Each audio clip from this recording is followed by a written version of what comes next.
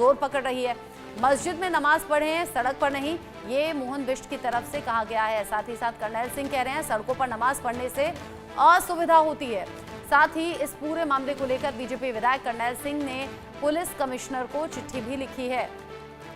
ईद नजदीक है, रमजान का महीना चल रहा है, ऐसे में सड़क पर नमाज ना पढ़ी जाए, इसको लेकर अब जगह जगह आवाज उठ रही है। दिल्ली में भी आवाज उठती हुई नजर आ रही है, जहां पर बीजेपी नेताओं के जरिए ये कहा गया है कि सड़कों पर नमाज होने से असुविधा होती है, इसीलिए इस पर पूरी तरह से बैन होना चाहिए, सड़क पर नमाज नहीं होनी चाहिए। ईद की नमाज को लेकर माहौल गर्मा गया है और ये पहली बार नहीं हुआ है। होली के मौके पर भी ऐसा ही देखा गया था जब रमजान का जुमा होना था, और ऐसे में अब कर्नैल सिंह हो या फिर मोहन बिष्ट हो, उनके जरिए कहा गया है कि सड़क पर नमाज नहीं होनी चाहिए। इसी मामले में कर्नैल सिंह ने तो पुलिस कमिश्नर को चिट्ठी भी लिखी है। इस मांग के चलते ये कहा है कि सड़क पर नमाज नहीं होनी चाहिए, लोगों को परेशानी होती है। जबकि जो मुस्लिम पक्ष है वो ये कहता रहा है कि अलग अलग आयोजन हिंदू धर्म से जुड़े हुए भी होते हैं जो कि सड़कों पर होते हैं, क्या उससे असुविधा नहीं होती? ना, निश्चित रूप से उन्होंने जन भावनाओं को देखते हुए, लोगों की परेशानियों को देखते हुए ये जो पत्र लिखा है, ठीक पत्र लिखा है। मैं उसके पक्षधर में, हम किसी के नमाज अदा करने को या न करने के विरोधी नहीं है। आप मस्जिद में करिए ना, जहां आपने जो करना है उस कार्यक्रम को वहां बनाइए, लेकिन मेन रोड में करके आप लोगों को परेशान न करें, ये मेरा कहना है। हाँ, निश्चित रूप से माँ की पूजा हो और नवरात्रों का कार्यक्रम मनाया जाता हो, और मीट तक क्या शराब शुरू, मच्छी, ये अंडे वगैरह, हम इसके बिल्कुल निश्चित रूप से इसके पक्षधर नहीं है, नहीं होना चाहिए। और जहां जहां मीट की दुकानें खुली हैं उनको नवरात्रों में आपस में भाईचारे को रखते हुए उन लोगों को बंद करना चाहिए। ये मैं आपके चैनल के माध्यम से कहना चाहता हूँ। सपा सांसद अवधेश प्रसाद है। अवधेश जी, संभल में एक ऑर्डर आया है कि ईद के मौके पे सड़क पर और छत पर नमाज अदा नहीं करेंगे और लाउड स्पीकर नहीं बजाएंगे, कैसे देखते हैं इसे? ये किसी धर्म पर, क्योंकि हमारे संविधान में और संविधान की प्रेमिल में इसको 26 नवंबर 49 को प्राप्त किया गया, बाबा साहब का संविधान।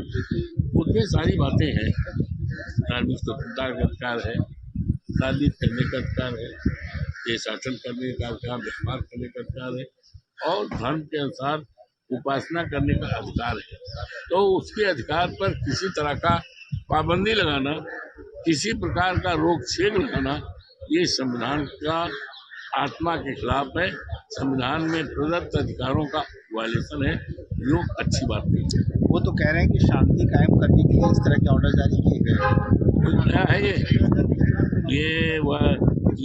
ईद या ईद के पहले अलविदा की नमाज कोई नहीं है, ये तो हमेशा सदियों से ऐसा होती रहेगी।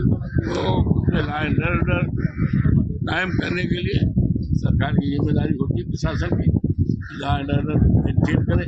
लेकिन लॉ एंड ऑर्डर इस तरह मेंटेन किया कि वो नमाज पढ़े ही नहीं, ये वायलेशन है, ये नहीं होना चाहिए। लॉ एंड ऑर्डर मेंटेन करने के लिए अलर्ट किया जाता है। हम लोग भी सरकार में रहे हैं, हमारी सरकार रही माननीय नेताजी के नेतृत्व में 3 बार, क्योंकि माननीय अखिलेश जी के।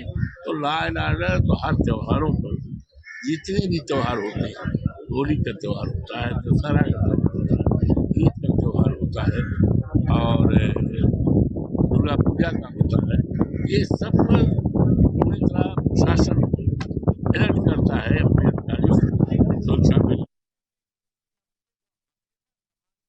भंग न हो पाए और त्योहार अच्छे ढंग से संपादित हो जाए, ये सरकार की जिम्मेदारी है।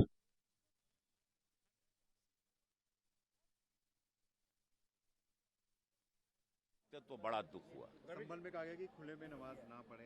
कानून देखिए, बच्चे स्कूल जाते हैं, एम्बुलेंस है, दिक्कत ना हो, उस हिसाब से वो हिंदू मुसलमान सब पर बनता है कि जनमानस को तकलीफ ना देके हुए अपने त्योहारों को मनाएं। और जितने आलिम मौलाना हैं सब लोग कहते हैं कि नमाज तो मस्जिद में कबूल होती है, मस्जिद में मनाई जाती है, सड़कों वाली प्रथा किसने शुरू की ये हमको नहीं। कांग्रेस के वरिष्ठ नेता है राजेंद्र सिंह, वो कह रहे कि बीजेपी वाले कहते हैं जाओ हिंदुत्व का प्रचार करो, और इन्होंने ऐसे साड़ों को छोड़ रखा है जो चल रहे हैं जाके इस तरीके के विवादित बयान दे रहे हैं। ये देखिए, इसीलिए ऐसे बयान देते रहें तो अभी जितनी सीटें हैं और कम, हम तो चाहते हैं इनके नेता अच्छे अच्छे ऐसी बयान दें, उसके बाद इन लोग शून्य पे आ जाएं और विपक्ष में भी हम लोग खाली टेबल से ही बात करेंगे। आने वाला समय तो हमको लगता है विपक्ष में हमको खाली बेंचों से बात करना पड़ेगा।